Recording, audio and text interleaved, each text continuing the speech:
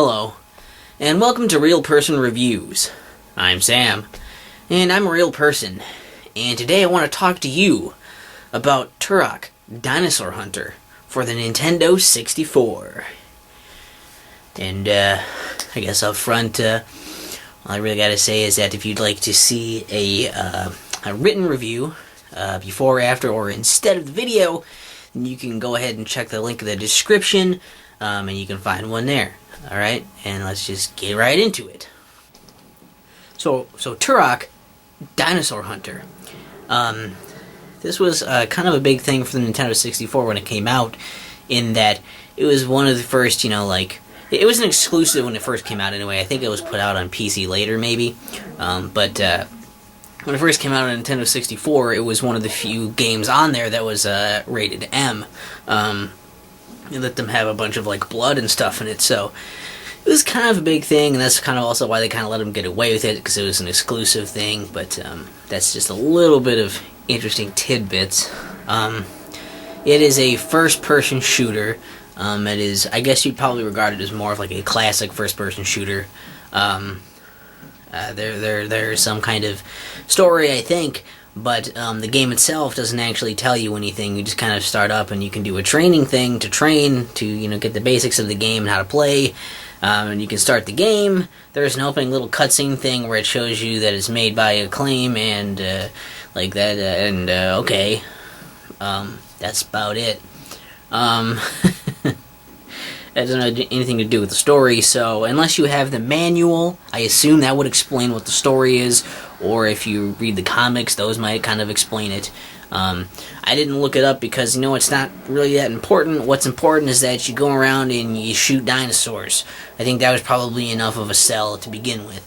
So the gameplay is kind of more like I said, kind of like a classical sort of first-person shooter, the more retro style of it, where you go around and you can pick up guns, you get a full arsenal of weapons that you have at your disposal. There are ammo pickups, there are health pickups. So if you want to get health back, it doesn't regenerate, you pick it up. It's one of those kind of games, an older one like that. So those are things you could typically see in these older first-person shooters. Which is to be expected. Basically you can go in and you start going through these levels, these big levels you can explore. There's all kinds of places to go into, and these levels are pretty massive. So massive that there are checkpoints and save points within each of the levels for you to find. That's how big they are and how much time it can take to get through some of these and to really explore them. The things you want to do in the levels, the main goal is basically, of course, to get through the level, but as you're going through the level, you have to find, there's a certain number of keys on each level, and you're trying to find these keys in order to unlock further levels, because certain keys correspond to certain levels. So if you want to keep progressing, you're going to have to keep exploring and finding those keys. Of course, there's some other stuff you can get too. There are these pieces of this ultimate weapon for you to get, and if you get all of the pieces throughout all of the levels, then you'll be able to have that weapon at the end of the game. So that's kind of cool. And you can get these triangles are a collectible. I don't know what the fuck they're called. They're just shiny triangles. And you can use those basically there's certain quantities of them. There's some that are worth 1, most of them are, but then there's ones that are worth 10. And every time you get 100 of them, you get an extra life. So then, of course, if you lose all your health, or if you happen to, fall into a bottomless pit, you'll then respawn at the last checkpoint, and you'll lose a life. And it's also helpful for boss fights, where if you die during a boss fight, you'll respawn in that boss fight, and you'll still have your progress on the boss's health bar. You don't have to restart the entire thing with every life. So those are kind of incentives to actually get the lives, and they're not just they're not rendered meaningless by the idea of checkpoints and save points. So there's that. Certain health pickups, usually your health will just refill your health, but there are certain health pickups you can get that actually make your health exceed the standard amount, up to another cap, of course. So that's kind of an interesting thing, or do you want to get this specialized health thing right now, or do you want to try and save that and come back when you have full health so you can go over that normal standard full health and get into the bonus health area. So that's kind of interesting. And there's a variety of enemies as well as a variety of weapons. I don't really want to spoil too many of the weapons, but there's kind of some standard stuff. You start off with a knife and bow and arrow. You can get some better arrows. You can get a pistol, a shotgun, and there's a rifle. And there's some pretty cool weapons you can get later on as well. But you usually get them the more you progress in the game. So you're not going to get a bunch of them right up front. So keep that in mind. And there's a variety of enemies. Like, there are a lot of different, just, I guess, human enemies that are walking around with melee weapons, or, may have bows or guns or something. Depends on where you are and what they are and all that. And then there are a lot of these gigantic insects, because this is, prehistoric. It's called Turok Dinosaur Hunter. It's pretty sure it's supposed to be kind of like a prehistoric time, basically.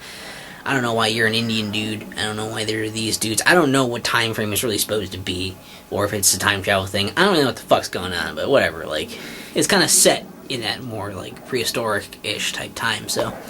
There are these giant insects that are fucking huge.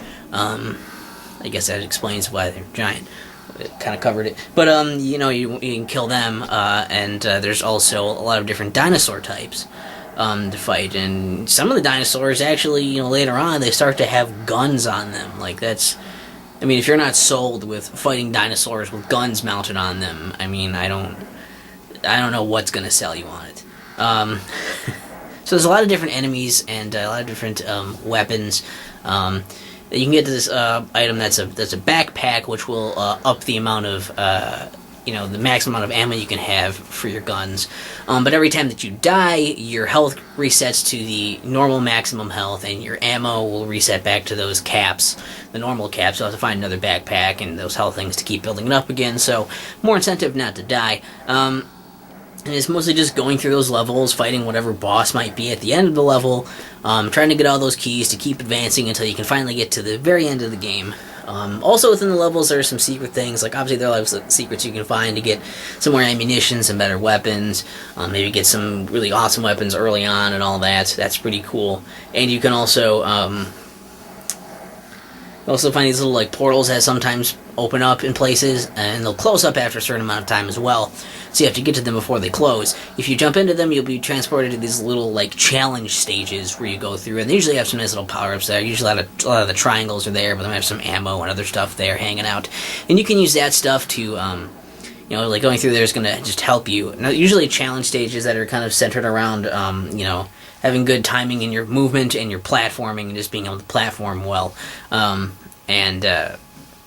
If you get to the end, there's usually something real nice at the end of it.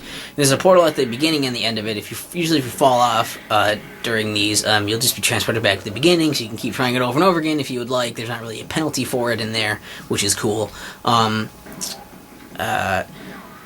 if you get too frustrated and don't want to try it anymore, you can just turn around and leave, and it'll drop you back off right where you were in the level before. So that's just right where you left off. That's pretty cool.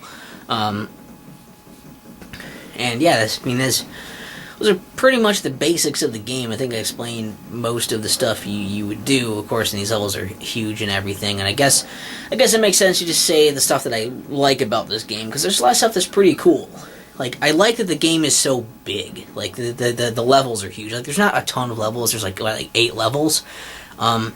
Which sounds like, oh, it's only 8 levels, whatever. But it doesn't, it's not like a lot of games where you get in a level for these first-person shooters and you kind of blast through those levels sort of quickly and you can kind of just rush through them. Here you really kind of, take your time, and they're huge, so you're trying to really explore them and look in the nooks and crannies and really start to appreciate the level design and the amount of time they put into designing the levels, because you want to explore and try to find the keys, and you want to try to get ammo, because you don't want to scavenge that ammunition. So there's that. You want the ammunition and the power-ups, and you want to get those, the extra lives. There also is an invincibility thing you can find for temporary invincibility, which is pretty cool, and it slows down time, and you have it as well. It's pretty neat. I mean, I like how you're supposed to explore to find all those secrets and all the things you're supposed to find, and it just behooves you to explore more. You want to keep exploring to get ammo so you don't run low, because the ammo counts are kind of lower for the capacity. So once you start killing dudes, you know, like sometimes they'll drop ammo when you kill them, sometimes they don't. That's not always necessarily the ammo you need or want. So you can, you know, kind of use that, and it's like it makes you really want to explore to get all this really good stuff and stay healthy. I mean, I think it's really cool that they kind of, how it all kind of works together with that idea of really having this big adventurous feeling to it, which a lot of other, especially because the world's all sort of, everything feels rather cohesive, even though you do kind of go back to a hub every single time. It's cool. I mean, the style and the mood of it all kind of fits together, and like the atmosphere is all done really well. Even the distance fog in the game is cool, where like, this is that layer of kind of an excuse for like this more like prehistoric time. It's like, well, there'd probably be a lot more mist and fog and shit there, and so there's a lot of distance fog there, and it feels like it's part of the natural environment more so than just a limitation of the system, which it totally was. And there are some points when they bring it way in. I don't think because they have to. I just think it's for more the effect when you're in like, you know, darker like dungeons and caves and stuff. The distance fog, it turns like black and it gets like really close to you to make it seem like it's really dark in there, and you can only really see like a little bit around you. And that's a neat effect. A little annoying when it does that, but it's a neat effect, and like I can respect how they use that, and it's a clever way to use it and just use distance fog in a way that not only covers things up in your game, but also like works within the, you know, the internal logic like of your game and the setting and everything. That's really cool. So it's got a really good like feel to it, atmosphere and design, and I like a lot of the stuff that it does. And I mean, like, that's probably where, you know, like, I had fun. Cool enemies, like I said, cool enemies, cool weapons. I like that shit. And it wasn't too terribly hard either. I was able to do it. I got frustrated on a few parts, pretty frustrated, but you know, I don't think it was overly difficult, and there's always cheats to fall back on if you think it's too difficult. But there were things that I wasn't super thrilled with, like, I think one of the biggest ones, I guess, like, okay, let's say the control. I didn't have too much of a problem with the controls, because I play a lot of Nintendo 64 stuff. I can see if people started playing this and were like, this controls like ass, I hate the way this feels. Like, that's totally understandable if you don't play much Nintendo 64 or haven't played in a while. That's, like, probably gonna happen.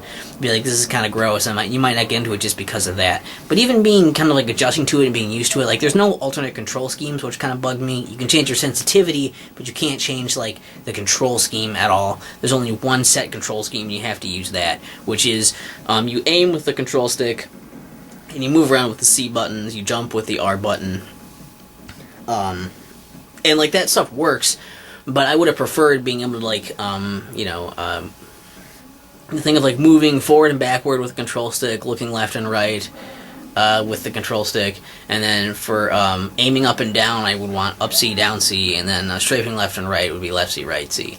That's kind of how I would prefer to control it, I suppose. But whatever, that's just me. I like I said, I adjusted to it. It works just fine. Like, it's a fine control scheme for it. I just, like, was not really that used to it. The thing I don't really like is the jumping. It's kind of awkward, because, well, I mean, like, it's just kind of clunky, and it's a little slow. It doesn't respond as quickly as maybe I'd want it to. It's hard because you're in first person, so it's hard to judge when you're going to land on a platform, and because it's hard to see where, you know, you don't really have, like, feet or anything that you can see in relation to you. Some of the platforms also are pretty uneven. Either they're not, like, all the same vertically, or they're not, like, a perfect, like, straight line thing to jump on. Like, you know, they're not all, like, fucking flat squares to jump on. So sometimes they also have deceptive hitboxes with, like, you'd think you're jumping on it, but you're just hitting, like, the edge of, like, the texture and, like, the scenery part of it, and that's not actually the hitbox of the platform. That can be a problem. Like, jumping as, like, there's a little grace period where if you, like, start to fall, if you hit jump soon enough, you'll still be able to jump even though you kind of started falling already, which I think is a nice little bit of a fix for that, a little bit. But then there's also that, it kind of sucks that, you know, when you jump, like, you have to hold R to do, like, a full jump, because if you just tap it, you do a little jump. And whenever you let go of R, when, you know, that's the jump button, whenever you let go of it, it's like you drop fucking instantly, so you gotta make sure you hold it just the right amount of time so you make your jump, and it's weird because you're hitting R and then holding whatever C buttons to do it, And that's like, okay, fuck, I gotta like hold these the right amount of time, make sure I don't like let go of either one, or like I don't hold them too long or let go too early on them to overshoot my jump or undershoot it. And it's really difficult on a lot of small platforms, especially when they have fucking bottomless pits in some. And there were some parts where it was like that. It's like you have to jump on these little uneven platforms with the weird control of that, the clunkiness, and then if you fuck it up, you have to go back to your fucking checkpoint and do it all over again because you're instantly fucking dead. Like, that was super annoying. But you know, it's not impossible. You can adjust to it. It's just like you have to get really good at it. Otherwise, you're gonna be wasting a lot of fucking lives on stupid jumps like that. And that's frustrating, but you know, that annoyed me. The other thing was just the also there's a little thing where like on the platforms, you know, if you double tap left or right C, you do like a weird like hop sideways. And then you kind of carry your momentum with that a little bit when you land and stuff too. But like if you're on a little platform and you're trying to like just adjust yourself a little bit, don't tap it too quickly, because if you tap too quickly to like adjust yourself like in one direction, left or right, you'll end up doing one of those little hops. You'll hop off the platform and probably die if it's a bottomless pit. So be aware of that. The other thing is that the enemies often respawn. I didn't really bring this up before because I'm looking at it more as like a negative thing, I guess. But like enemies oftentimes will respawn. And they don't always respawn, but sometimes they can respawn, you know, once or twice. Sometimes they even respawn, it seems like, you know, 5 or 6 times, maybe more. I don't really know what the limitations are. It seems like after a certain amount of time they stop respawning, and the idea for them respawning can be kind of neat. Like, I should probably keep moving, because if I don't keep moving, then these enemies are going to respawn. I have to kill them again, and then use up more of my ammunition. And enemies do drop ammunition, but if I have to use ammo to kill them, is it going to be worth it? Is it going to be the ammo I used on them? Am I going to go positive, or am I going to have to try and kill them with, you know, worse ammunition to get better ammunition or whatever, or try to knife them to death to just get that? And if they drop health or something, like, if they do, they don't always do that either. And there's also, like, the idea of pushing you forward is kind of works with that, and that if you're backtracking to find things, then you have someone there to kill. There's not just like looking for stuff. But in a game that's already designed for like exploration and like trying to look around and stuff, you don't really want to be trying to look around in all the nooks and crannies to find all these nice goodies when you have to constantly be watching your back to see if somebody, you know, is chasing you and trying to blindside you. You know, you don't want to get unnecessary damage just because of that. So you really want to just sit there tediously and wait for them to finish respawning until there's no more respawns, and then you kind of move on and start exploring. You have to waste a bunch of ammo or waste a bunch of time doing that, and I just think that these two ideas are alright, but they don't work well together.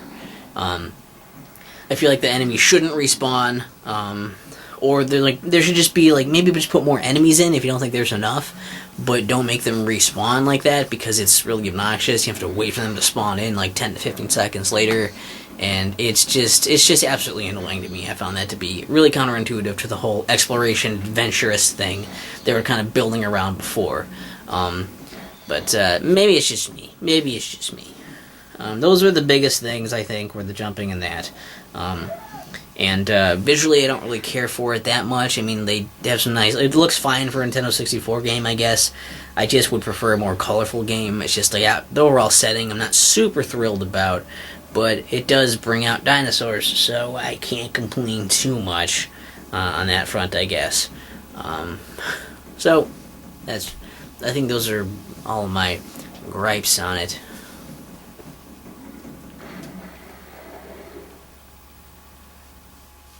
Turok, Dinosaur Hunter. It's pretty cool. It's interesting because I had Turok 2 before this. Didn't care much for that. Maybe I'll talk about that in a video. But get a little closer here. But yeah, see, I got this for what? Yeah, like $10. Pretty good price. I would say, like, if you're a fan of first-person shooters, especially more classic kind of first-person shooters, and you have Nintendo 64, you like playing Nintendo 64 games, definitely check this game out. You know, it's probably worth about $20 or less, I would say, if you're looking to get one. I think that probably sounds about right. It's a pretty fun time. It does some really cool things. Pretty adventurous for a first-person shooter, and you know, you get to have some cool weapons, and there are dinosaurs in it, and some of the dinosaurs are mounted with guns. Like I said, that If that hasn't sold you, then, I mean, I don't know what will. That's fucking awesome. And you know it is, so you should get that. I don't know, what was your favorite weapon in here? I found myself using the auto shotgun just all the damn time. I love shotguns in games usually, so I just kind of have that out by default. I used it a lot. Really liked it.